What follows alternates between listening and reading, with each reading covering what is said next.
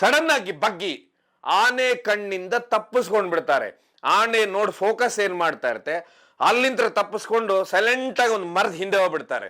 ಅಲ್ಲಿ ಯಾವ್ದಾದ್ರು ವ್ಯಕ್ತಿ ಏನಾದ್ರು ಸಿಕ್ಕಿ ಬಿಟ್ಟಿದ್ರು, ವಿಕ್ರಾಂತ್ ಏನ್ ಮಾಡ್ತಿದ್ದ, ಈ ಪ್ರಶಾಂತ್ ಅನ್ನೋ ವ್ಯಕ್ತಿ ಅಲ್ಲಿ ಮಾತಾಡ್ತಾನೆ ಇರುವುದಿಲ್ಲ, ಹೀಗೆ ಸುಮ್ಮನೆ ಕೂತ್ಕೊಂಡ್ಬಿಟ್ಟಿರ್ತಾರೆ. ದೂರದಲ್ಲಿ ಭೀಮಾ ಮತ್ತೆ ಅವನ ತಂಡ ಇರುತ್ತೆ. ಆ ತಂಡಕ್ಕೆ ನುಗ್ಗಬೇಕಂತ ಹೇಳಿ ವಿಕ್ರಾಂತ್ ಈ ತೋಟದಲ್ಲಿ ಕಾಯ್ಕೊಂಡು ನಿಂತ್ಕೊಂಡಿರ್ತಾನೆ. ಇದ್ರ ಮಧ್ಯೆನೆ ಇವರ ಮೊಬೈಲ್ ನಲ್ಲಿ ಒಂದು ಮೆಸೇಜ್ ಬರ್ತಾ ಇರುತ್ತೆ.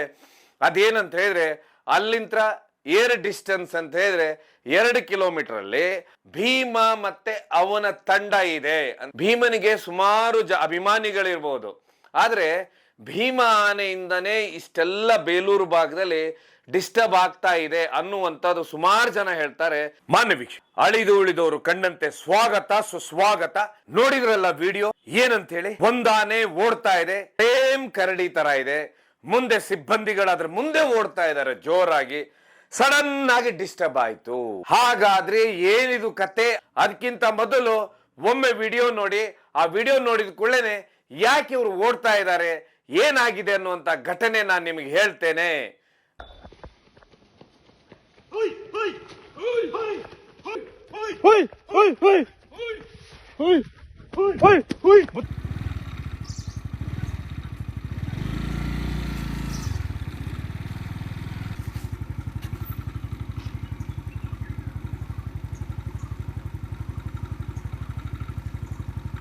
ನೋಡಿದ್ರಲ್ಲ, ನೀವೇನು ವಿಡಿಯೋ ನೋಡಿದ್ರ, ಈ ವಿಡಿಯೋ ಬಗ್ಗೆ ನಾನು ನಿಮ್ಗೆ ಹೇಳಲೇಬೇಕು. ಫಸ್ಟ್ ವಿಕ್ರಾಂತ್ ಮಾಡಿರುವಂತ ಗಲಾಟೆಗಳ ಬಗ್ಗೆ ಮಾತಾಡಬೇಕು.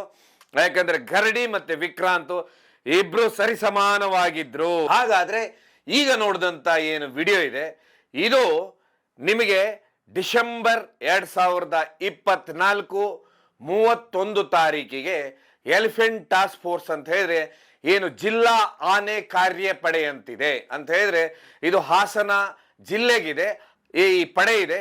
ಈ ಪಡೆಗೆ ಒಂದು ಫೋನ್ ಬರುತ್ತೆ. ಹಾಗೆ ಪೊಲೀಸ್ ಸ್ಟೇಷನ್ಗೆ ನಾವು 112ಗೆ ಫೋನ್ ಮಾಡ್ತೇವೆ. ಅದೇ ರೀತಿ ಆನೆ ಮತ್ತೆ ಮಾನವ ಸಂಘರ್ಷ ಎಲ್ಲಿದೆ ಅಲ್ಲೇನಂತ ಹೇಳಿದ್ರೆ, ಅರಣ್ಯ ಇಲಾಖೆ ತನ್ನದೊಂದು ಕಂಟ್ರೋಲ್ ರೂಮ್ ನಂಬರ್ ಕೊಟ್ಟಿರುತ್ತೆ. ಯಾವ ರೀತಿ ಬೆಸ್ಕಾಂ ಅಲ್ಲಿ ಇರುತ್ತೆ, ಪೊಲೀಸ್ ಸ್ಟೇಷನ್ ನಲ್ಲಿ ಇರುತ್ತೆ, ಅದೇ ರೀತಿನೇ ಒಂದು ಕಂಟ್ರೋಲ್ ರೂಮ್ ಇರುತ್ತೆ. ಈ ಕಂಟ್ರೋಲ್ ರೂಮಿಗೆ ಫೋನ್ ಮಾಡಿದ ಕೂಡಲೇ ETF ಸಿಬ್ಬಂದಿಗಳೇನ್ ಮಾಡ್ತಾರೆ ಅಂದ್ರೆ, ಅವ್ರ ಹತ್ರ ಒಂದು ಜೀಪ್ ತಗೊಂಡು ಓಡಾಡ್ತಾ ಇರ್ತಾರೆ, ಮೊಬೈಲ್ ಅಲ್ಲಿ ಇಲ್ಲಿ ಓಡಾಡ್ತಾ ಇರ್ತಾರೆ. ಆ ಜೀಪ್ ತಗೊಂಡು ಅವ್ರು ಆ ಜಾಗಕ್ಕೆ ಹೋಗ್ತಾರೆ. ಜಾಗಕ್ಕೆ ಹೋದ ನಂತರ ಯಾರು ಕಂಪ್ಲೇಂಟ್ ಕೊಟ್ಟಿದ್ದಾರೆ ಅಥವಾ ಯಾವ್ದಾದ್ರು ವ್ಯಕ್ತಿಗಳು ಆ ಪಕ್ಕದ ರೋಡಲ್ಲಿ ಸಿಕ್ಕಾಕೊಂಡಿರ್ತಾರೆ, ಇಲ್ಲಿ ಆನೆ ನಿಂತ್ಕೊಂಡಿರ್ತಂದ್ರೆ ಅವರನ್ನ ರೆಸ್ಕ್ಯೂ ಮಾಡುವಂತದ್ದು, ಅವರನ್ನ ಮನೆ ಕರ್ಕೊಂಡೋಗಿ ಬಿಡುವಂತದ್ದು. ಒಂದು ವೇಳೆ ರಾತ್ರಿ ಸಮಯ ಆಗಿತ್ತಂದ್ರೆ ಅವರ ಸಂಚಾರಕ್ಕೆ ಅನುಕೂಲ ಮಾಡುವಂತ ಕೆಲಸ ಈ ETF ಸಿಬ್ಬಂದಿದು. ಯಾಕಂದ್ರೆ ಇವ್ರು ಸಿಕ್ಕಾಪಟ್ಟೆ ಈ ಭಾಗದಲ್ಲಿ ಸಾಹಸ ಇದೆ. ಆ ಸಾಹಸ ಕಥೆಯಲ್ಲೂ ಈ ವಿಕ್ರಾಂತನ ಕತೆ ಬರುತ್ತೆ. ಅದನ್ನೇ ಕೇಳಿ ಕೆಲಸವನ್ನ ಮಾಡುತ್ತೆ. ಯಾಕಂತ ಹೇಳಿದ್ರೆ ETF ಬಂದಿದ್ದು ಇತ್ತೀಚೆಗೆ ಒಂದು 4 ವರ್ಷದ ಹಿಂದೆ. ಏನು ಒಬ್ರು ಮನು ಅನ್ನುವಂತ ವ್ಯಕ್ತಿಯೇ ಬೆಳಗಿನ ಜಾವ ಆನೆಗೆ ಬಲಿಯಾಗ್ತಾರೆ. ಬಲಿಯಾದ ಸಮಯದಲ್ಲಿ ಈ ಸರ್ಕಾರ ಅಲ್ಲ, ಇದ್ರ ಹಿಂದಿನ ಸರ್ಕಾರ ರಾಜ್ಯದಲ್ಲಿರುತ್ತೆ. ಆ ಸರ್ಕಾರದ ಅರಣ್ಯ ಮಂತ್ರಿಗಳೇನ್ ಮಾಡ್ತಾರೆ, ಆಗ ದೊಡ್ಡ ಮಟ್ಟದ ಸಮಸ್ಯೆ ಆಗುತ್ತೆ. ಆಗ ಏನ್ ಮಾಡ್ತಾರೆ ಅಂದ್ರೆ ಎಲಿಫೆಂಟ್ ಟಾಸ್ಕ್ ಫೋರ್ಸ್ ಅಂತ ಹೇಳಿ ಮಾಡ್ತಾರೆ. 32 ಜನ ಸಿಬ್ಬಂದಿಯನ್ನ ಈ ಎಲಿಫೆಂಟ್ ಟಾಸ್ಕ್ ಫೋರ್ಸ್ ಅಲ್ಲಿ ಆಯ್ಕೆ ಮಾಡ್ತಾರೆ. ಈಗ ಏನು ಆನೆಗಳನ್ನ ಗುರುತು ಹಿಡಿಯುವುದು, ಆನೆಗಳನ್ನ ಅಂತ ಹೇಳಿದ್ರೆ ಹಿಡಿಯುವುದು, ಆನೆಗಳಿಗೆ ಕಾಡಾನೆಗಳು ಎಲ್ಲೆಲ್ಲಿದ್ದಾವೆ ಈ ರೀತಿ ಕಾರ್ಯಾಚರಣೆ ಸಮಯದಲ್ಲಿ ಗುರುತು ಹಿಡಿಯುವುದೆಲ್ಲ ಈ ETF ಸಿಬ್ಬಂದಿಯೇ ಮಾಡುವಂತ ಕೆಲಸವನ್ನ. ಹಿಂದೆ ಹೋಗ್ಬಿಟ್ರೆ RRT ಅಂತಿತ್ತು, ಆನೆಗಳು ಎಲ್ಲಿದ್ದಾವೆ ಏನು ಅಂತೇಳಿ ಇವರು ಬೆಳಗ್ಗೆ 7 ಗಂಟೆಯಿಂದ ಸಂಜೆವರೆಗೆ ಇವರು ಡ್ಯೂಟಿ ಮಾಡ್ತಾ ಇದ್ರು. ಯಾವಾಗ ETF ಮಾಡಿದ್ರು ಹಿಂದಿನ ಸರ್ಕಾರ, ಆವತ್ತಿಂದಾನು 24 ತಾಸು ಇವರು ಡ್ಯೂಟಿ ಮಾಡ್ತಾ ಇರ್ತಾರೆ. ಇದೇ ತರನೇ ಈ ತಂಡ ಅಂತ ಹೇಳಿದ್ರೆ ಅವತ್ತು 4 ಜನರ ತಂಡ ಇರುತ್ತೆ. ಆ ತಂಡಕ್ಕೆ ಅಂದ್ರೆ ಇನ್ಕ್ಲೂಡಿಂಗ್ ಜೀಪ್ ಡ್ರೈವರು 4 ಜನರ ತಂಡ ಇರುತ್ತೆ. ಈ ತಂಡಕ್ಕೆ ಒಂದು ಫೋನ್ ಬರುತ್ತೆ. ಏನು ಬೇಲೂರು ಭಾಗದ ಅರೆಹಳ್ಳಿ ಭಾಗದಿಂದ ಇವರಿಗೊಂದು ಫೋನ್ ಬರುತ್ತೆ. ಬಂದಂತ ಫೋನ್ ಅವ್ರು ಹೇಳ್ತಾರಂತ ಹೇಳಿದ್ರೆ, ಈ ರೀತಿ ನಮ್ಮ ತೋಟದಲ್ಲಿ ನಾವು ಆನೆ ನೋಡಿದ್ದು, ನಮ್ಮ ಕಾರ್ಮಿಕರು ಕೆಲಸ ಮಾಡ್ತಾ ಇದ್ದಾರೆ ಅಂತ ಹೇಳಿ. ಆಗ ಈ ಜೀಪ್ ಏನ್ ಮಾಡ್ತಾರೆ, ಈ ಜೀಪು ಮತ್ತೆ 3 ಜನ ETF ಸಿಬ್ಬಂದಿ ಏನ್ ಮಾಡ್ತಾರೆ, ಸಂಜೆ 5:15 ಏನು ಒಂದು ಈ ತೋಟದಲ್ಲಿ ಹೋಗ್ತಾರೆ. ಅಂದ್ರೆ ಅರಹಳ್ಳಿ ಭಾಗದಲ್ಲಿ ಬರುವಂತ ತೋಟ ಇದು. ತೋಟಕ್ಕೆ ಹೋದಾಗ ಏನಾಗುತ್ತಂದ್ರೆ ಒಳಗೆ ಹೋಗ್ತಾರೆ. ಒಳಗೆ ಹೋದಂತಾಗ 15 ಜನ ಕಾರ್ಮಿಕರು ಅದ್ರೊಳಗೆ ಕೆಲಸ ಮಾಡ್ತಿರ್ತಾರೆ, ಅಸ್ಸಾಂ ಮೂಲದವರು. ಹೀಗಾಗಿ ಮೊದಲು ಆ ಕಾರ್ಮಿಕರನ್ನ ಇವ್ರು ಕರ್ಕೊಂಡು ಬರ್ತಾರೆ. ಯಾಕಂತ ಹೇಳಿದ್ರೆ ಈ ರೆಸ್ಕ್ಯೂ ಕೆಲಸ ಇವ್ರು ಮಾಡುದೇನಂತ ಹೇಳಿದ್ರೆ ಮೊದಲು ಅಲ್ಲಿ ಜನ ಇದ್ರಂತ ಹೇಳಿದ್ರೆ ಆ ಜನರನ್ನ ಹೊರಗೆ ಕರ್ಕೊಂಡು ಬರಬೇಕು. ಅದೇ ರೀತಿನೇ ಈ ಜನನ ಏನ್ ಮಾಡ್ತಾರೆ, ಹೊರಗೆ ಕರ್ಕೊಂಡು ಬರ್ತಾರೆ. ಈ ತಂಡದಲ್ಲಿ ಅವತ್ತು 4 ಜನ ಇರ್ತಾರೆ. ಒಂದು ಮದನ್ ಕುಮಾರ್ ಅಂತ ಹೇಳಿ ಏನು ಸಕಲೇಶ್ಪುರ ETF ನವರು, ಇನ್ನೊಬ್ರು ಶಿವಕುಮಾರ್ ಅಂತ ಹೇಳಿ ETF ನವರು ಬೇಲೂರಿನವರು, ಇನ್ನೊಬ್ರು RRT ಅವರು ಪ್ರಶಾಂತ್ ಅಂತ ಇರ್ತಾರೆ. ಹಾಗೆ ಆಶ್ರಿತ್ ಅಂತ ಹೇಳಿ ಈ ಜೀಪನ್ನ ನಡೆಸುವಂತವ್ರು ಚಾಲಕರು ಇರ್ತಾರೆ. ಸೊ ಒಟ್ಟು 4 ಜನ ಹೋಗಿರ್ತಾರೆ. 4 ಜನ ಹೋಗೋಕ್ಕಿಂತ ಮೊದಲು ಏನು ಈ ತೋಟದ ಗೇಟ್ ಇದೆ ಅಲ್ಲಿ ಜೀಪನ್ನ ಹಾಕೊಂಡು ಆ ಜೀಪಿನ ಏನು ಚಲಾಯಿಸ್ತಾರೆ ಅವರು ನಿಂತ್ಕೊಂಡಿರ್ತಾರೆ. ಈ 3 ಜನ ಒಳಗೋದಂತವ್ರು 15 ಜನನ ಹೊರಗೆ ಕರ್ಕೊಂಡು ಬರ್ತಾರೆ.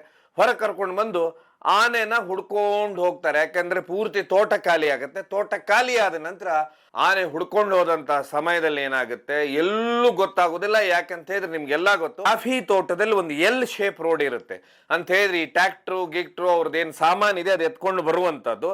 ಒಂದ್ ಕಡೆಯಿಂದ ಹೋದ್ಕೊಳ್ಳೇನೆ ಇನ್ನೊಂದು ಕಡೆ ಜಾಯಿನ್ ಆಗುವಂತ ರೋಡ್ ಇರುತ್ತೆ. ಇದೇ ಸಮಯಕ್ಕೆ ಇವ್ರು ಹುಡುಕ್ತಾ ಇರ್ತಾರೆ, ಹುಡ್ಕೊಂಡು ನಡ್ಕೊಂಡು ಹೋಗ್ತಾರೆ. ಇದ್ರ ಮಧ್ಯೆನೆ ಇವರ ಮೊಬೈಲ್ ನಲ್ಲಿ ಒಂದು ಮೆಸೇಜ್ ಬರ್ತಾ ಇರುತ್ತೆ. ಅದೇನಂತ ಹೇಳಿದ್ರೆ ಅಲ್ಲಿಂದ ಏರ್ ಡಿಸ್ಟೆನ್ಸ್ ಅಂತ ಹೇಳಿದ್ರೆ 2 ಕಿಲೋಮೀಟರ್ ಅಲ್ಲಿ ಒಂದು ದೂರದಲ್ಲೇನೆ ಭೀಮ ಮತ್ತೆ ಅವನ ತಂಡ ಇದೆ.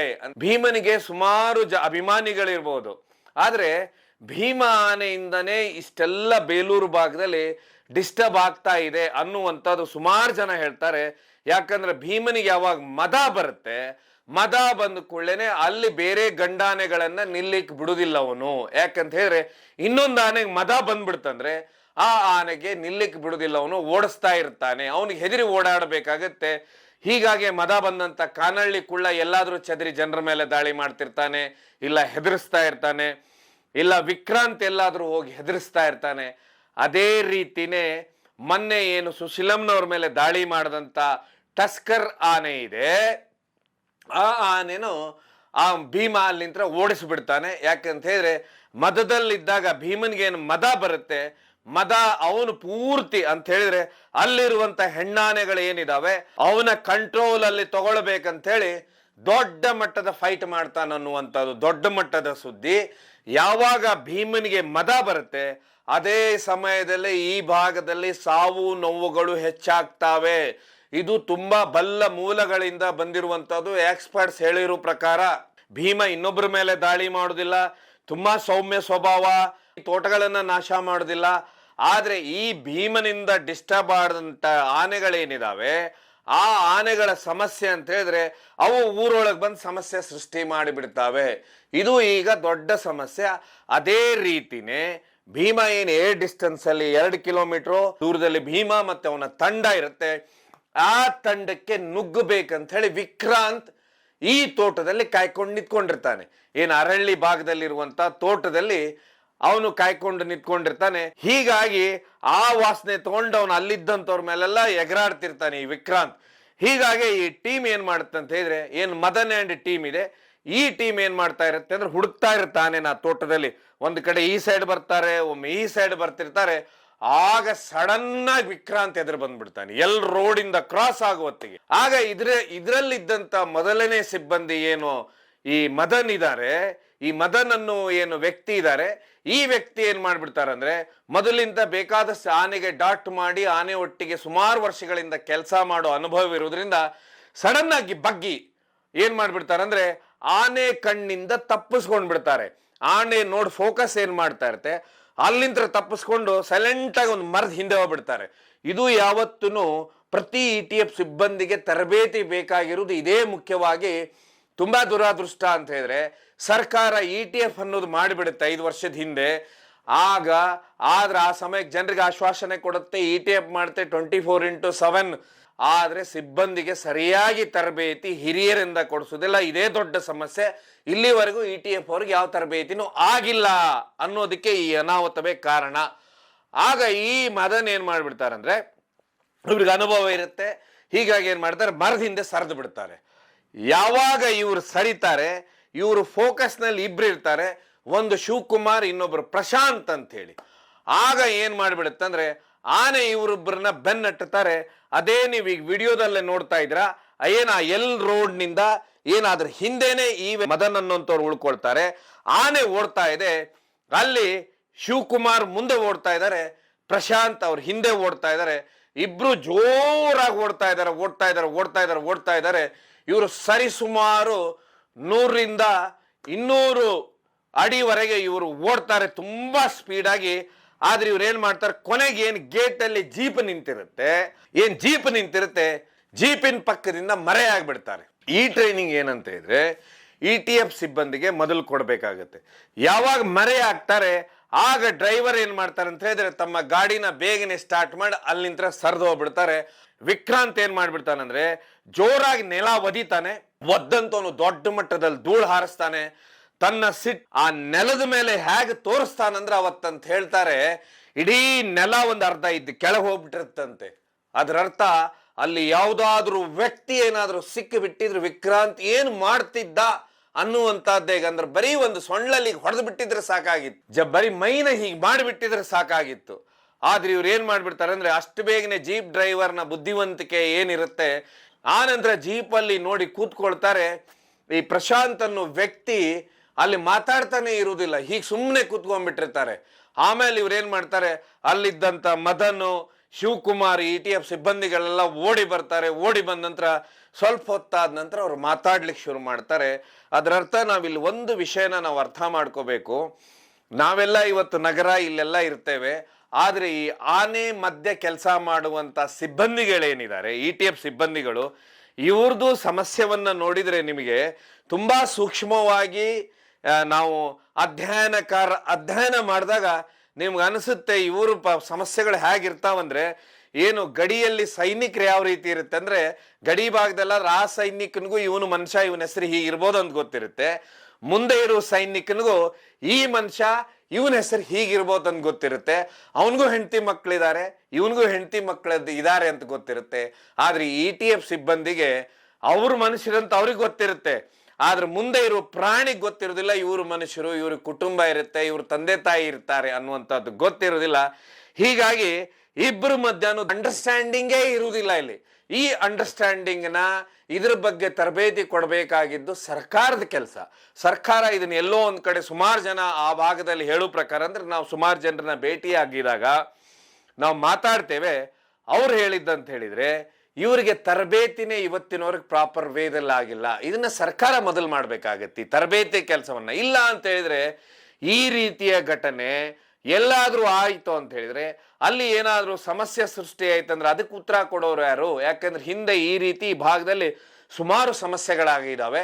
ನಾನು ಮುಂದಿನ ಸಂಚಿಕೆಯಲ್ಲಿ ಅದ್ರ ಬಗ್ಗೆ ಮಾತಾಡ್ತೇನೆ ನಿಮ್ಗೆ, ಈ ಸಮಸ್ಯೆ ಒಂದು ಎಷ್ಟು ದೊಡ್ಡ ಮಟ್ಟದಲ್ಲಿ ಇದೆ ಅಂತ ಹೇಳಿ. ಈ ETF ಅವ್ರು ಏನ್ ಮಾಡ್ತಾರಂತ ಹೇಳಿದ್ರೆ ಕಂಪ್ಲೇಂಟ್ ಬಂತು ಅಂದ್ಕೊಳ್ಳೇನೆ ಈ ಕಂಪ್ಲೇಂಟ್ ನ ಅಟೆಂಡ್ ಮಾಡಬೇಕು.